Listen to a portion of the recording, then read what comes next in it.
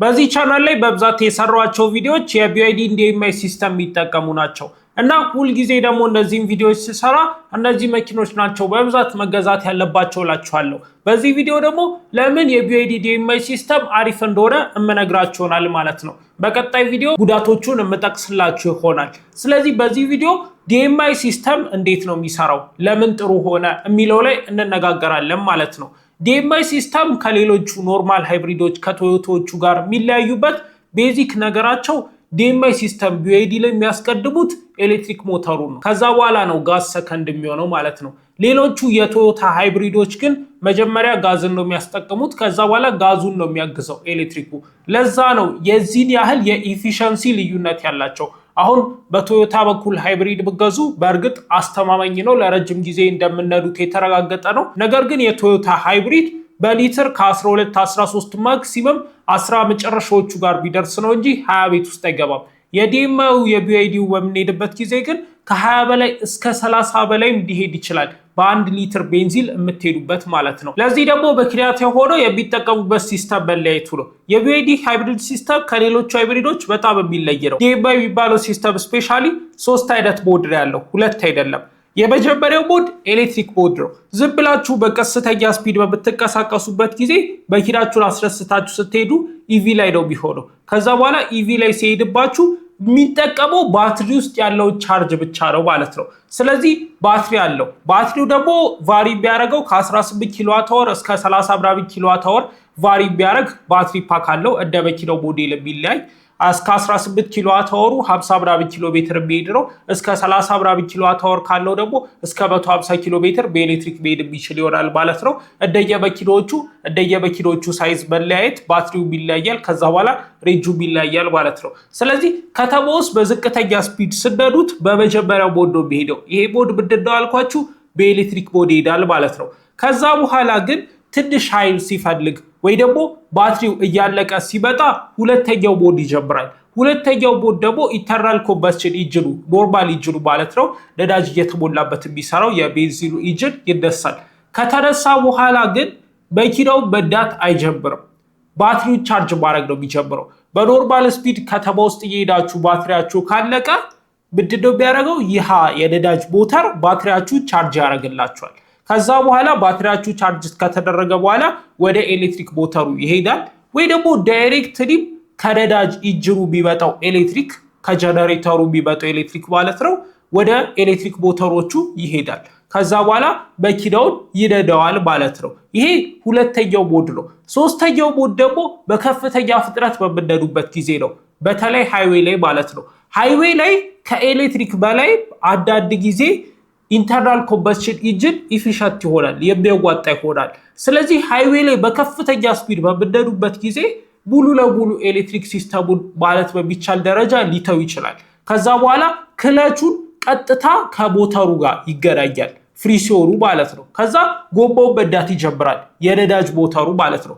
ይሄ ሶስተኛው ሞድ ነው ማለት ነው። በዚህ ሞድ ላይ ኤሌክትሪክ ሞተሩም ከክለቹ ጋር ተያይዞ ጎማውን በመንዳት ድጋፍ ይሰጧል። ከዛ በኋላ ጉልበት እንዲኖር ይፈጥራል ማለት ነው።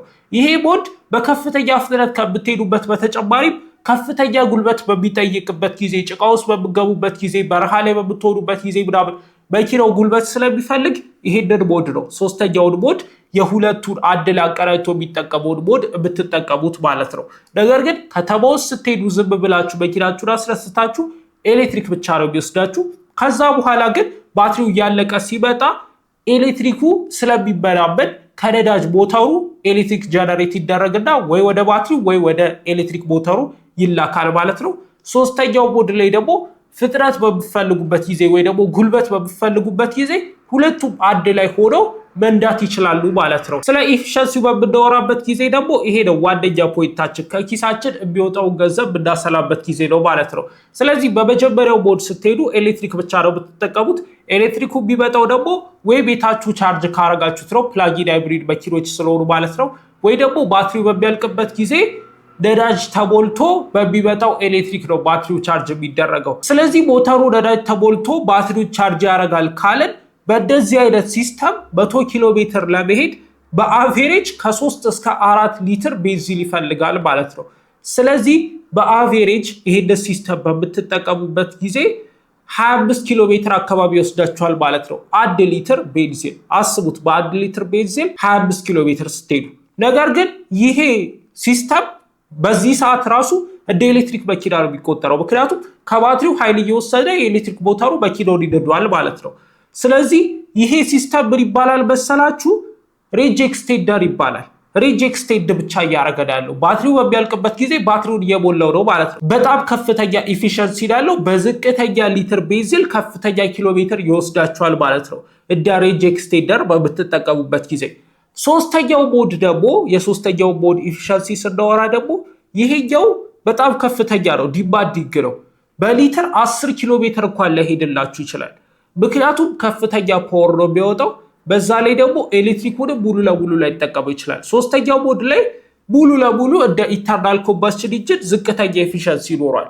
በሊትር 10 ኪሎ ሜትር ምናምን ሊሄድባችሁ ይችላል ማለት ነው። ምክንያቱም በከፍተኛ ፍጥነት እየሄደ ነው። በተጨማሪም ደግሞ በጣም ከፍተኛ ጉልበት እየወጣ ስለሆነ ማለት ነው። በእርግጥ ወደ 10 ላይ ወርድባችሁ ይችላል፣ ግን ወደዛ የሚጠጋ አካባቢ ኤፊሸንሲ ነው የሚኖረው።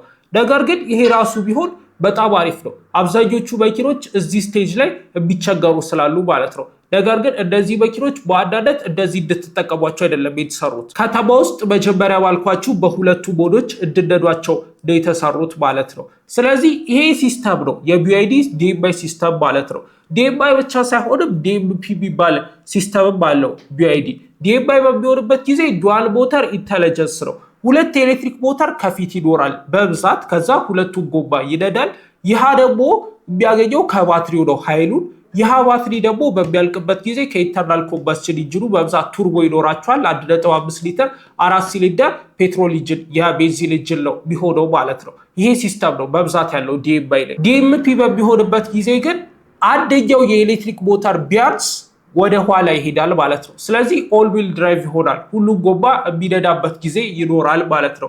ስለዚህ አንደኛው ኤሌክትሪክ ሞተር ከፊት ሁለቱ ጎማ ይነዳል፣ አንደኛው ኤሌክትሪክ ሞተር ከኋላ ሁለቱ ጎማ ይነዳል። ከዛ በባትሪው ነው የሚንቀሳቀሱት። ባትሪው ሲያልቅ እንደተለመደው ይሄ የፔትሮል ኢንጂን ስራውን ይጀምራል ማለት ነው። ዲኤምፒ እና ዲኤምአይ ደግሞ በብዛት ልዩነታቸው ይሄ ነው።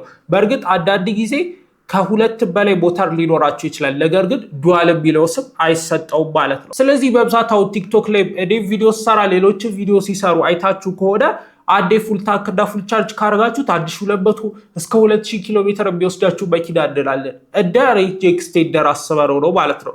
መጀመሪያ በኤሌክትሪኩ ሄዶ ከዛ በኋላ ሬንጁን በጋዝ ኤክስቴንድ እያደረገ እንደሚሄድ አስበረው ነው።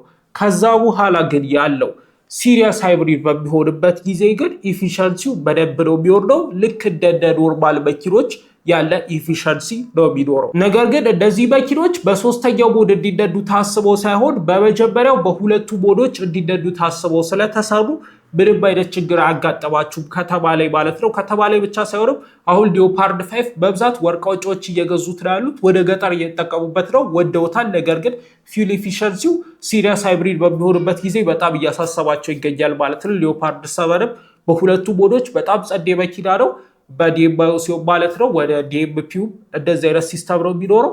ሶስተኛው ሞድ ላይ በሚገባባቸው ሲሪየስ ላይ በሚሆንበት ጊዜ ግን ፊውል ኤፊሸንሲ በጣም እያሳሰባቸው እንደሆነ አንዳንድ ሰዎች ቅሬታ እያቀረቡ ነው። ነገር ግን ከተማ ውስጥ የምትጠቀሙ ከሆነ ለቤት መኪናነት የምትፈልጉት ከሆነ ዲኤምአይ ዲኤምፒ በጣም ምርጥ ምርጫ ነው። ምረጡት፣ ከኤሌክትሪክ መኪና አስበልጡት ማለት ነው። ስለዚህ ይሄንን ይመስላል ማለት ነው የቢዋይዲ ፌመስ የሆነው ዲኤምአይ እና ዲኤምፒ የፓወር ሲስተም ማለት ነው።